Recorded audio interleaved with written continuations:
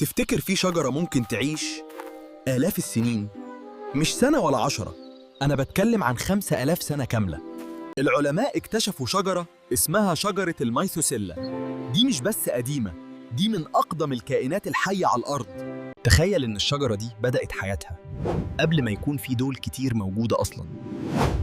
قعدت تشوف عصور بتتغير، ممالك بتقوم، وأمم بتختفي، وهي لسه واقفة ساكتة ثابتة. العلماء كانوا دايماً بيسألوا إزاي شجرة تعيش كل العمر ده سنين، ولقوا إن السر مش في قوتها، السر في بطء نموها.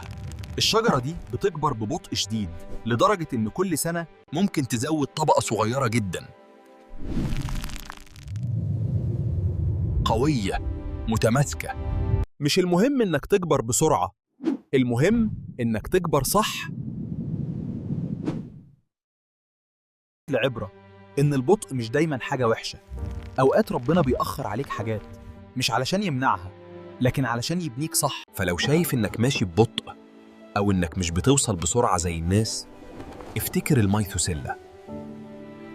خطوة صغيرة ثابتة ممكن تبنيك أحسن بكتير من 100 خطوة سريعة. الكبير مش اللي بيكبر بسرعة، الكبير هو اللي بيكبر صح.